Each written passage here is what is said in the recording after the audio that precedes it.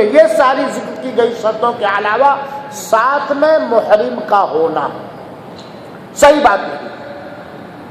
ساتھ میں محرم کا ہونا، محرم سمجھا اس لفظ کے ساتھ میں سمجھا سکتا ہوں کہ جس کے ساتھ ہمیشہ شادی کرنا حرام اور ناجائز. ہمیشہ وقتی طور پر نہیں، وقتی طور پر نہیں، سالی سے وقتی طور پر شادی حرام ہے. ورنہ کب تک حرام ہے سالی سے شادی؟ جب تک کہ اس کی بہن آپ کے نکاح میں وہ آج بنی کل اس سے کر سکتے ہو. تو جس کے جو ہمیش کے لیے ابد الآباد کے لیے جس سے شادی کرنا حرام ہے، وہی آدمی عورت کا محرم ہو سکتا ہے. جیسے باپ ہے، سگا بھائی ہے، سگا بھتیجا ہے، سگا بھانجا ہے، بہنوں کے بیٹے اور بھائیوں کے بیٹے. اسی طرح سے سگا سسر ہے جو اس طریقے سے. دیور بھاوج کا محرم نہیں ہے، بہنوئی سالی کا محرم نہیں، چاہے بہنوئی ہمیشہ تہجد ہی پڑھتا ہو. رفیع بھائی جیسا بہنوئی محرم ہے. جاہلوں کے ماحول میں تو بھاوج میں آدھا حصہ مانا جاتا ہے. استغفر اللہ.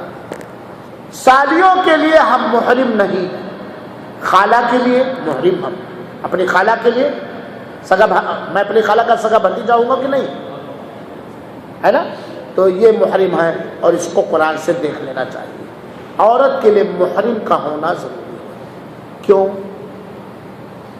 بڑے نیک نیک لوگوں کا قافلہ آتا ہے، بزرگوں کا قافلہ حج میں آتا ہے، پیروں کا قافلہ حج میں آتا ہے. سب سے غلطی ہو سکتی ہے، بزرگ سے اور پیر سے غلطی نہیں ہو سکتی ہے. میں کھل کے کہہ رہا ہوں، میری بات کو بے حیائی پر معمول نہ کیجیے گا.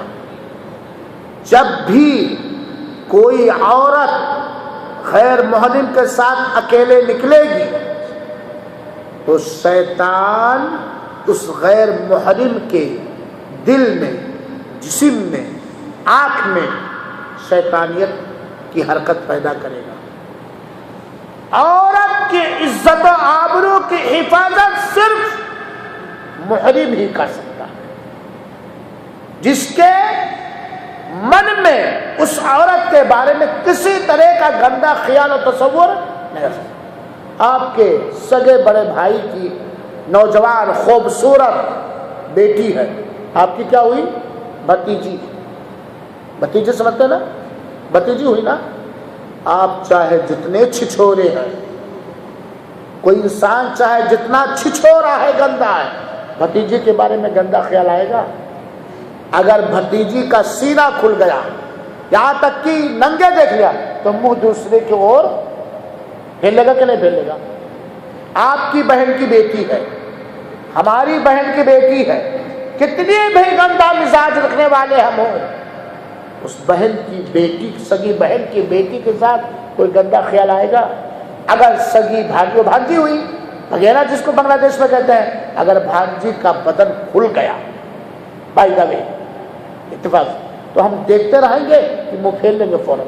بولیے، اللہ تعالیٰ نے چیز انسان کی فطر میں کتنا بھی برابر. اگر کوئی کہے، نیاز بھائی، اگر کوئی کہے کہ کتنی بھی پری آ جائے میرے روم میں اکیلے یا میرے ساتھ چلے، میرے موٹر سائیکل پہ بیٹھ کے، میرے سائیکل پہ بیٹھ کے، تو شیطان مجھے نہیں بہلا سکتا، وہ سب سے بڑا جھوٹا ہے.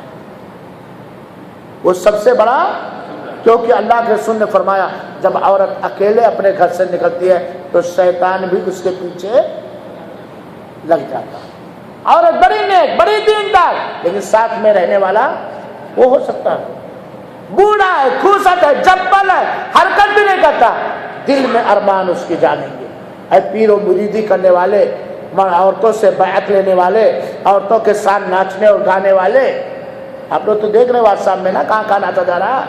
یہ ہے اپنی ماں اور بہنوں کی عزت و آبرو کی حفاظت. اگر عورت کے پاس مالی طاقت ہے، جسمانی طاقت ہے، راستے کا امر ہے، لیکن محرم نہیں ہے، اس کے اوپر خود حج کرنا فرض نہیں ہے. وہ کیا کرے گی؟ اپنے مال سے حج کرائے گی. ایک مسئلہ اور جان لیجیے، بات کو ختم کر رہا ہوں۔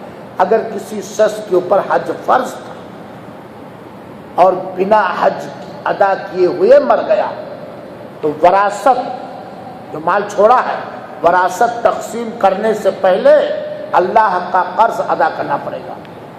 وہ مال اولاد میں بٹنے سے پہلے حج کا خرچہ نکال کر کے اس کی طرف سے حج بدل کروایا جائے گا، اور حج بدل یا عمر بدل وہی کر سکتا ہے جو پہلے اپنی طرف سے حج بدل، اپنی طرف سے حج اسلام یا عمر اسلام ادا کر چکا ہو۔